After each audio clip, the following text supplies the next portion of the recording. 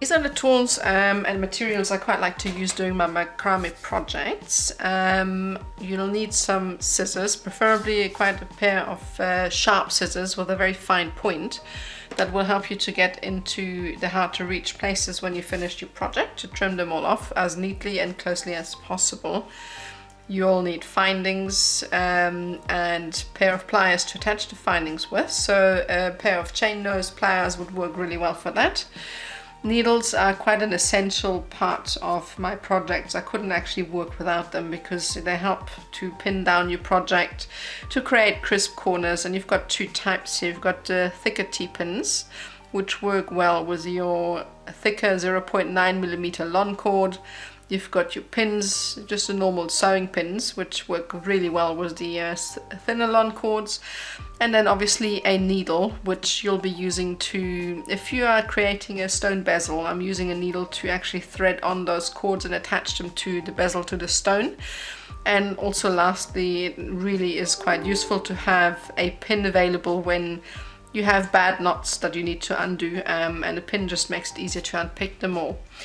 Hyper cement is used when you trim off your excess cord ends. This will then just seal the ends so that your project doesn't become unraveled, and it works really well because it doesn't actually become really hard, so when you're wearing it, it doesn't scratch your skin, so I really like using it. As you can see, this one has suffered, and I actually never seem to have a really nice brand new good looking tube when I do these videos, so excuse the look of that. The E6000 is great glue, it's very strong. As opposed to the hyper cement, this one will help you to glue your cord ends, and if you do kumihimo, you get bell end findings, bell end caps that you can glue these in. This is very strong. And it's great for that. Fray check, this is one of my favorites. I like to use that a lot if I have lawn cord which frays a lot. I put that on the ends when I have very fine beads that I want to thread on, because it keeps the cord ends from actually fraying and make them hard. It's not a glue, so you can't really use it to glue anything, but it kind of works like nail varnish, I suppose, if you put that on your cord ends. And lastly, once I have glue, just as an extra bit of security, a lighter, which I use to burn the ends with, because that kind of melts even lawn cord together. You can use it on wax cord, lawn cord, Chinese cord. You can use it on a lot of different materials. You can try out first if it works before you try and finish off a project with it, but generally I tend to use it to melt all of my projects, because that just gives you that extra bit of security. And basically that's all you need. Oh, apart from that, a macrame board, obviously, which all of this is sitting on. For me, it's an essential, because it's got all of those nice grooves and edges. I'm just going to shift this a little bit to the side so that you can see the edges here. Like the pins, this really helps to keep your work organized. You can tuck your cords ends in that, and it's just fantastic to have, so it's well worth the investment. They're not expensive, about £9 really. So I would recommend that you get one if you want to get into macrame. If you don't really have the budget for that at the moment, what I used to use is a clipboard or just any odd piece of foam that you can use to stick needles in, and that's it really. Alright, so that is all the materials that you'll be using for the macrame project. Let's get started. Alright, these are the materials you're going to be using for the Arabian Nights pendants. Okay, so we have some 0.3mm thick lawn cord. It's quite fine. That is going to be used for the fillings. We have 0.5mm s-lon cord, which is going to be used for the structure. You'll need chain for the actual chain to hang the pendant off. Obviously you need some jump rings to attach your lobster clasp to it. And lastly, to create this sort of pendant like bead, you need a head pin with a little ball at the end, a jump ring to be able to attach it to a pendant. Here I have used 3 4mm obsidian, so you can use really anything. That's the decoration that is at the bottom of the pendant. And then obviously the golden pyrite beads. These are quite large, 10 to 12mm. You really, again, you can use anything. It's personal preference. It's just what I've used. As long as the cords fit through the holes, you're really good to go. You can use anything really. And that's it. I'll have a more detailed list of materials as we go along. So that's it. So the first thing we need to do is obviously create the base for our pendants. So take the jump ring, or one of the jump rings, and our 60 centimeter cord, and feed one of the ends through that jump ring, and then pull through until you get to approximately the center of that red cord. I'm just going to pull that through and make sure that the ends are about the same. And then once you've done that, just simply tie a very simple overhand knot to keep that ring in place. So it's a bit fiddly in the beginning. Once you've tied that, you're okay. So I'm just going to bring that as close to the jump ring as possible, just to help to make it look neat. So I'm going to pull that tight. And then what you can do once you've done that is just simply pull the two ends apart a little, just to tighten everything up, and that's all you need to do.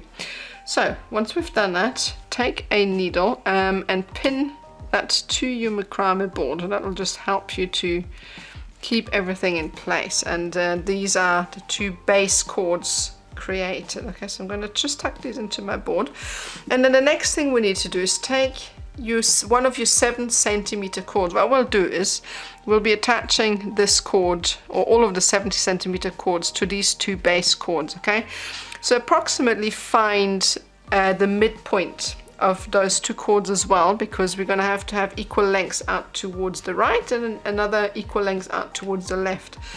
And what we'll do is take that first cord and attach the first of your 70 centimeter cords with a right double half hitch. And to do that, loop this cord over your cord once and pull that one out. So it's basically just looping over that cord once, and then just shift that up until you reach the knot, like so. Just use your thumb to push it up a little, and that's the first half of the knot. Okay, so simply repeat that, all the while keeping tension on that cord. So loop it over once more, pull the loose end through, and then simply pull tight. Don't worry if the knot shifts, it'll all go into place again once. And once you've tied that second loop, that knot sits tightly.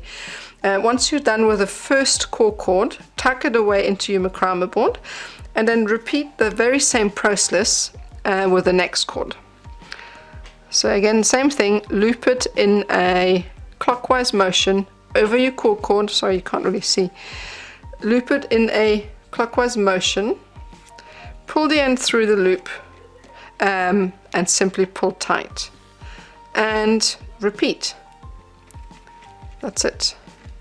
So that's the first cord attached, and we're going to be repeating exactly the same process with all of the other 9 cords that are left to be attached. So I'm going to show you one more time with the next cord.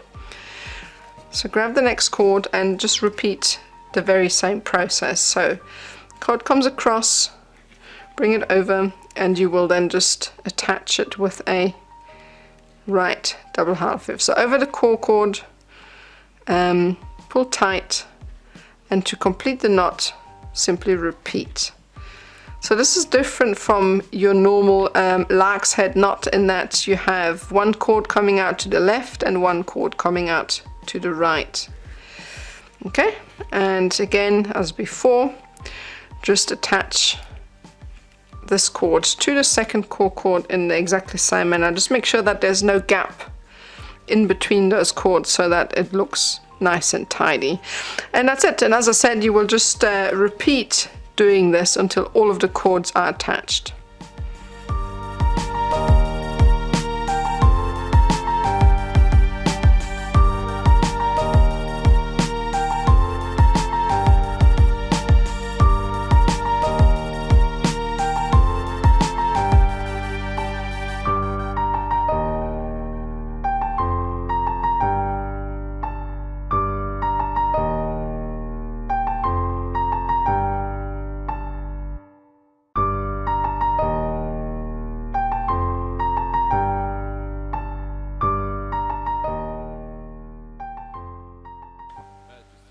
Alright, so now we have attached all of our cords and we have created the base for our pendant. Alright, so the next thing we need to do now is obviously create the fills.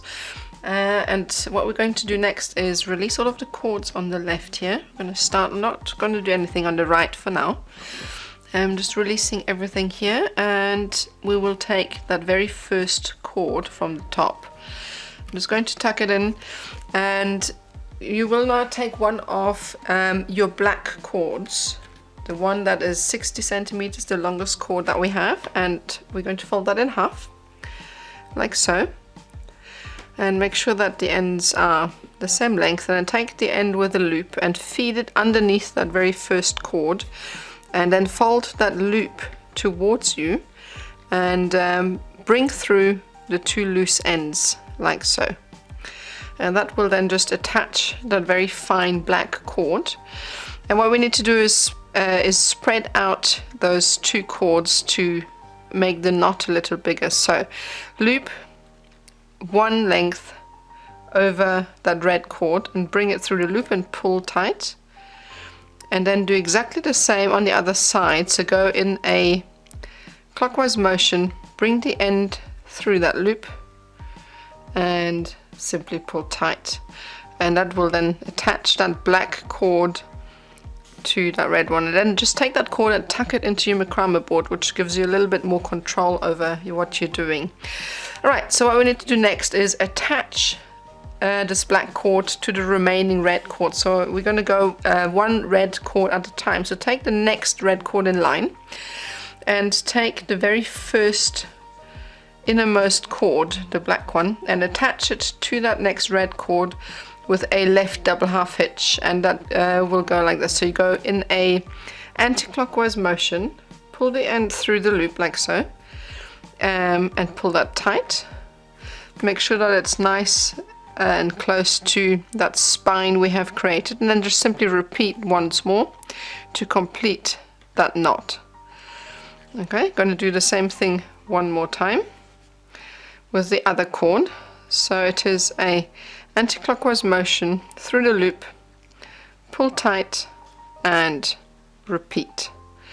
And we're going to carry on for the next 6 cords like so, and each time you've done a cord, tuck the cord you have just tied away, and then move on to the next cord. So now we're going to grab the next cord in line.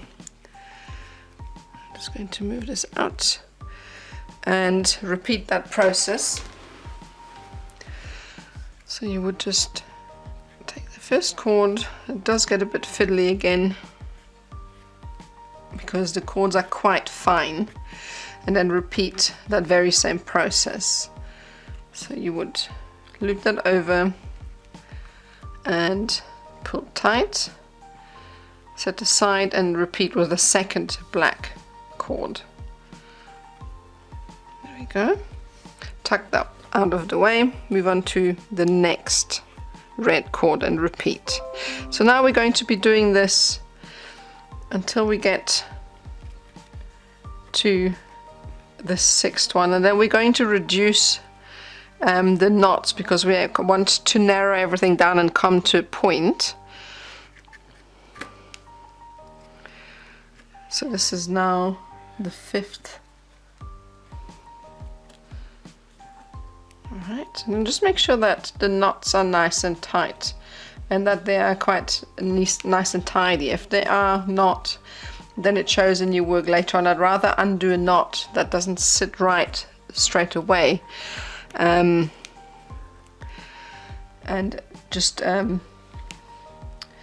rather than having it untidy. Okay, so now this is number 6. Okay, so what we need to do next is reduce the amount of cords. So we're going to set aside one of the black cords. Okay, so I'm not going to be using this second black cord. I'm going to tuck it into my macrame board, and what I'll do is I simply will attach the black cord, the first one, to the remaining. So that's 1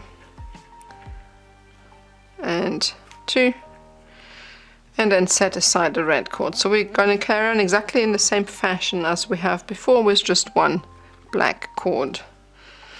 That's 2, tuck away, and then finally the last one, and that's it. So now what we need to do is obviously come back and close off that section here. So what we'll do is we'll take the very first red cord, and this cord will then become our core cord. We'll be using this cord to attach all of those red cords to it. So we'll bring that one down and take the very first red cord that is next to it and attach that with a right double half hitch. So go in a clockwise motion through the loop and pull tight, and then simply repeat. Okay, so now we're just going to attach that whole row with right double half hitches until we actually get to the bottom.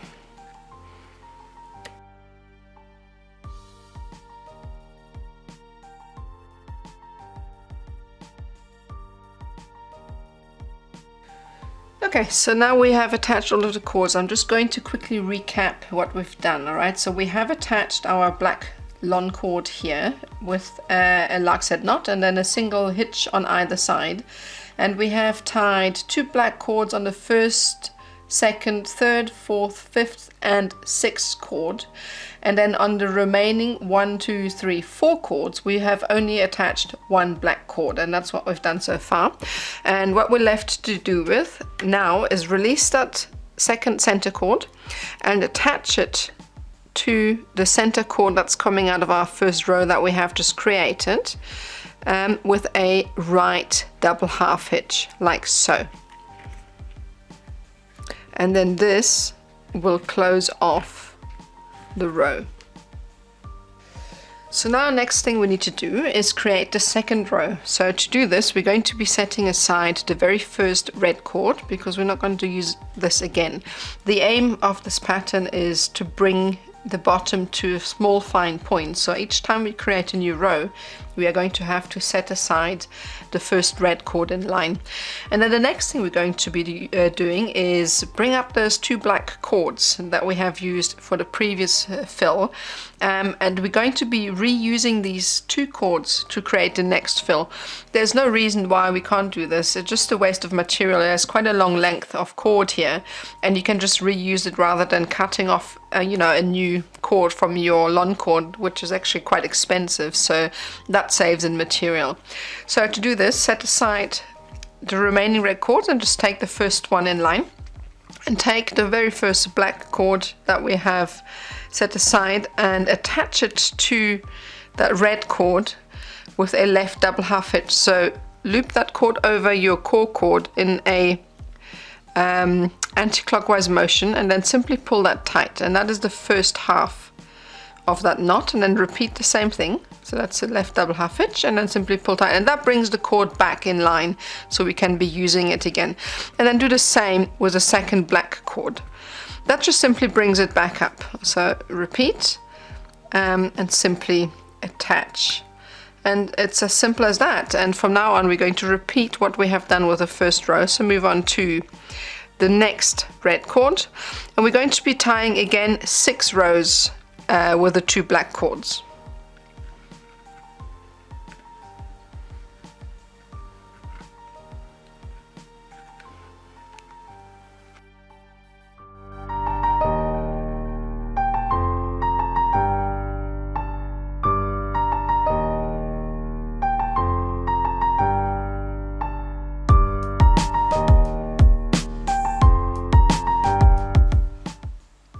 Right, so now we have created 6 rows and we are left with 3 cords at the bottom. So again, we're going to be attaching just 1 black cord to that. So set aside the second black cord like so and continue with just 1 single black cord as we did with the previous row, and then simply create just 2. And that just brings that whole pattern to a point. And then simply the last one, as we did before. If you notice that the knots don't sit tightly, you can push them up with your finger, or alternatively when we start to create that row coming from the top, it will push the knots together. So as before, take the very first cord in line, which will be our core cord, and attach the remaining cords with right double half hitches. like so.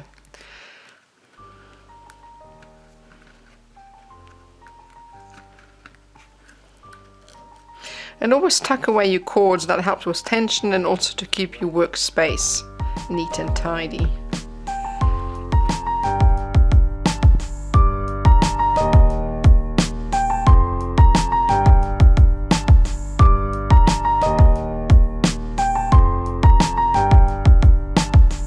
Right, so I'm just going to tuck away that other black cord and simply attach that row to this. And that sort of creates a continuation and starts with that sort of swept pattern. Okay, and we're going to move on to the next row. So again, set aside the last cord and repeat. Now this time only, what we'll do is create only 5 rows with the 2 black cords instead of 6. So as before, take the black cord and attach it to the first red cord in line after having set aside 1. Left double half hitch, repeat with a second black cord. Oops, there we go. And once again we have those 2 cords. Set aside the first cord and then move on to the next.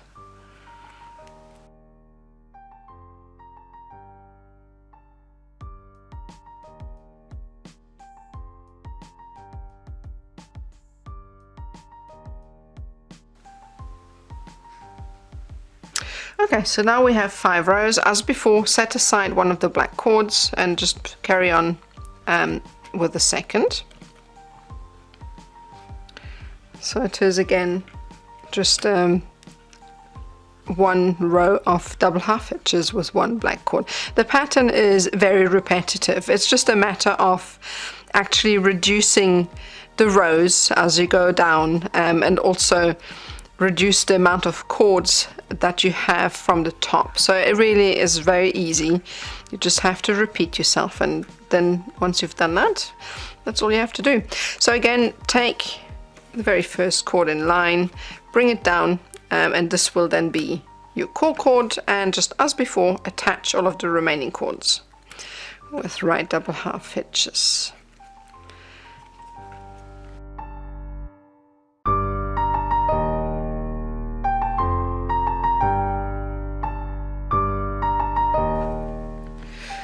Okay, at the bottom now, and again attach the last core cord to this core cord with the right double half hitch.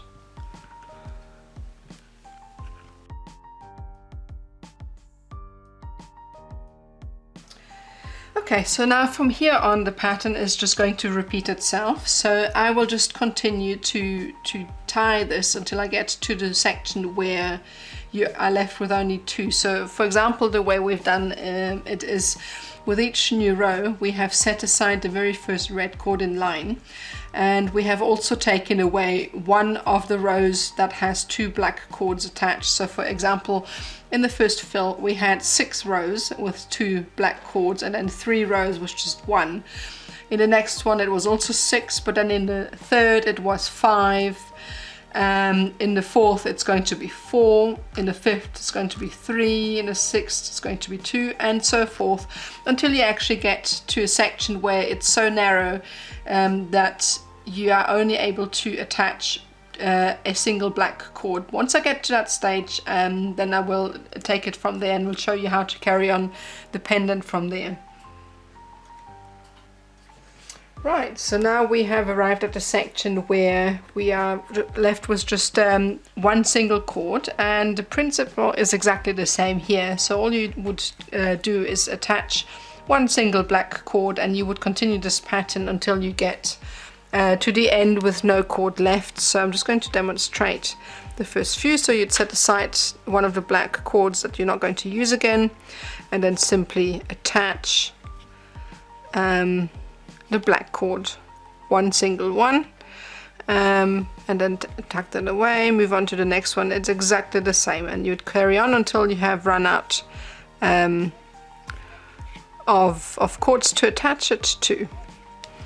So I'm just going to attach the last one, and then as before you would just set that aside, bring down the core cord and attach the remaining red working cords to it, and you can see how that creates a nice sweep and brings everything to a point, and then would attach the previous core cord to the new core cord, and then the pattern would just continue.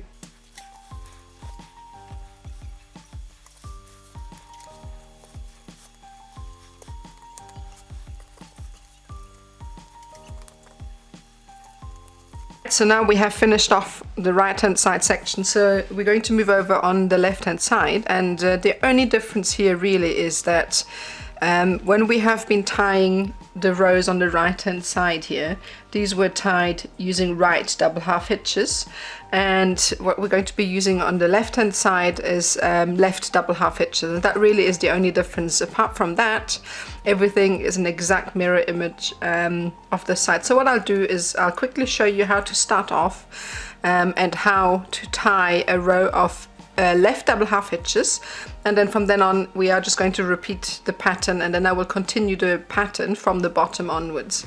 So I'm just going to release all of the cords on the right. They're quite tightly tucked away here, so apologies. There we go, that's it.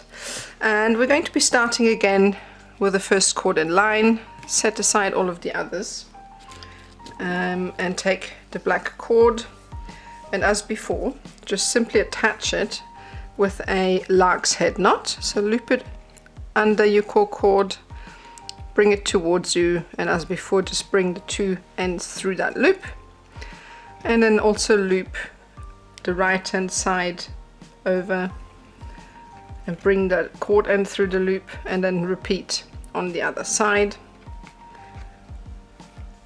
and then simply shift everything up. And don't forget to tuck away your cord on the right hand side. That will help you with structure and stability.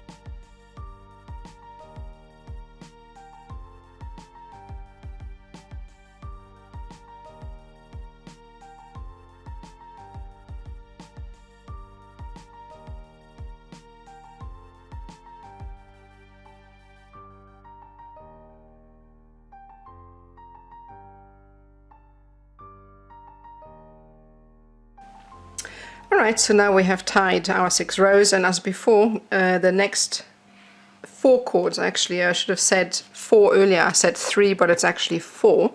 We will attach one single black cord to bring the pattern down to a point.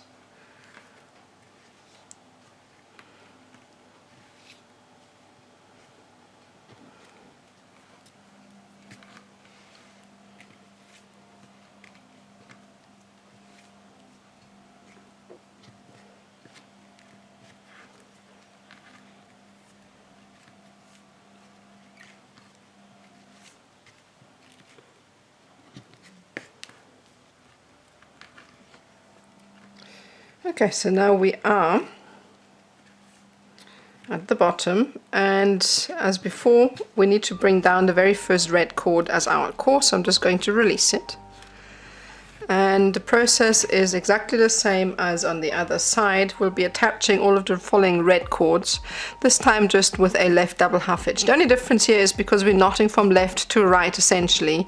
So if you're tying a left double half hitch, your core cord is in your right and your working cord in your left, so you would loop your working cord in an anti-clockwise motion over your core cord through the loop, and then pull tight, and then just simply repeat that same procedure to complete the knot. And this is all that there is to it, and from now on the pattern is exactly the same as before. So I'm going to continue with this and then see you when we're at the bottom. Right, so now we have created 2 equal parts, and all that's left to do is slide on the beads and close off the bottom here. So to do that, what we'll do is create a row of spiral knots. Okay, so take the cords that were the core cord for the very last row, and this is going to be the core for our spiral knot. The 2 cords on the left and on the right that were used to tie the last row are going to be our working cords for a spiral knot. So to tie spiral knot, take the cord on the left, fold it over your 2 core cords in the shape of a 4, and then simply take the cord on the right and feed the loose end through that loop on the left, underneath the core cords, and then out towards the left. And that's it. That's just the only knot you need to do to tie a spiral knot, and this will then pull the two ends together and create that nice round shape that we want. Alright, so I'm going to tie about 5 more. So that's 1. And just be very careful when you're tying the first and second knot, because the first knot easily becomes undone when you pull in the wrong way. So just gently tie the second knot, and once that's done, it's much easier. It's also quite important to keep that core cord nice and tight. That will really help you to get your spiral knot to sit nice and close to each other. So I'm just going to pull it. You can see how it moves around now. That's not good. So I'm just going to tie these up a little. They're getting a bit short, so they don't actually go into my macrame board very well. I'm just going to make sure that they stay tight. All right, here we go. So I'm at my 3rd spiral knot. You can see how the cord actually wants to twist. Okay, so if that's the case, just let it go. It's natural, in the natural direction it wants to go, and feed the right hand cord underneath your core cords and the left hand over, so to help that spiral to happen. And then just carry on knotting as before. You'll need to do that if you tie a spiral knot. You'll need to do that several times while tying the spiral knot, just to help everything to shift into position. Okay, so now this is my 5th one. You can actually do as many as you want. You can make it much longer, much shorter. It's entirely up to you. I've just decided to do about 5, and then what's left to do is just don't worry about these 2 cords. We are just going to take the cord on the left and feed it down, and then take the right hand cord and just loop it once over all 3, and then through that loop. Just see if you can see. Okay, so now you have a loop like that. Pull that tight, and that kind of tidies it up a little bit more, because you're going to be cutting these cords off. And then simply shift up your beads, feed them on and shift them up. And to tie off the bottom, we're going to take those 2 cords and tie a very simple overhand knot, like so. Pull tight. You don't need to go too tight, just enough to actually get it to sit nicely, and then tie a second overhand knot, and that's it. Okay, so, and the next thing we need to do is actually attach our bead. So I'm going to take my jump ring and the bead that I have, and a very handy little trick if you want to create a small gap. So I'm just going to release everything that I have here, and I'm going to take my needle and slightly feed it through the section where I want to sit the bead sit. You have to check where about the beads will hang. It just depends how you have created your rosary link. Sometimes it might be a little bit bigger, then you need to, you know, put the jumping up a little bit higher. It's just depending. So I'm just going to double check that. So I'm just having a look here, and it'll need to go in a little bit higher, so I'll just feed the ring in just about at the top into the 3rd or 4th row, which will be around here. Create a small gap with that needle so that the jump ring can fit through easier. I'm going to do that so you can see how it creates a small little gap for that jump ring. This is also quite a fiddly bit, so you need to be patient with that. I'm just going to feed that on.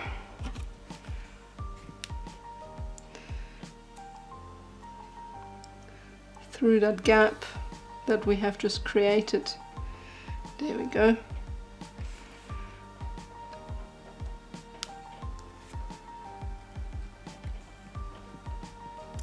So I finally managed to thread it through. It's quite a fiddly undertaking, and then all that's left to do is close the jump ring and check how the bead is hanging, and it looks fine so far, so that's it. So what's left to do now is basically trim off the cord ends. You can turn it over and have a look at the back where we have actually used the black cords. If you don't like the sort of structure it creates at the back, sorry, you can easily just cut them off. I have trimmed off the black cords at the back because I don't really like them. Here's another one, so I'm just going to trim that one off as well, like so. Okay, and what that leaves us with are very fine cords that stick out. If you can see them here, I'm not really sure if you can see. So what I do to get rid of them is just generally take a lighter, make sure that there's no cords that I don't want to get burnt that are hanging around. So then I use a lighter and simply go over, if I can't really see if it's working, there we go, and simply singe the ends very lightly. And this will not only seal the cords but also get rid of all those little bits and pieces that are hard to get rid of. It doesn't work if it holds upside down. Is also get rid of the bits and pieces that you don't want, and it singes the cords, which will then in turn also help so that your work won't actually unravel. Really quite easy. And then all that's left to do is trim the cord ends. Before we do that though, we will take a bit of hypo cement. Just going to get mine, and as I said, mine has suffered quite a bit, so sorry for the appearance. And you would just add a drop of glue to each of the knots that you intend to cut the cord off. Okay, so this will then just add extra security, like so. And that's it. And then normally what I would do is actually let it dry for about 10 minutes, but I won't for this. The next step then would obviously be to come in and trim off all of those cord ends as closely to the knot as possible. You won't always be able to get in real close, so what I will do then also is, once I've done that, I usually take a lighter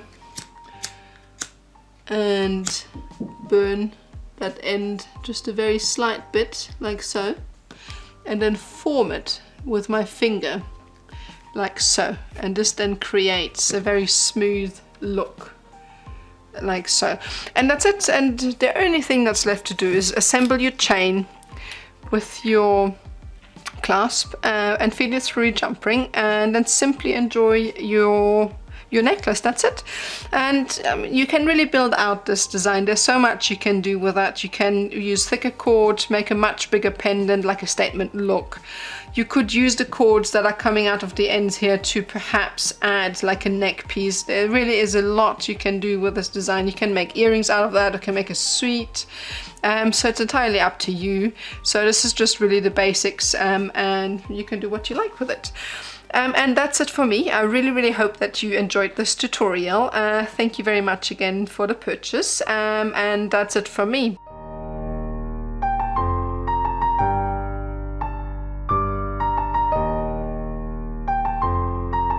Majestic Records.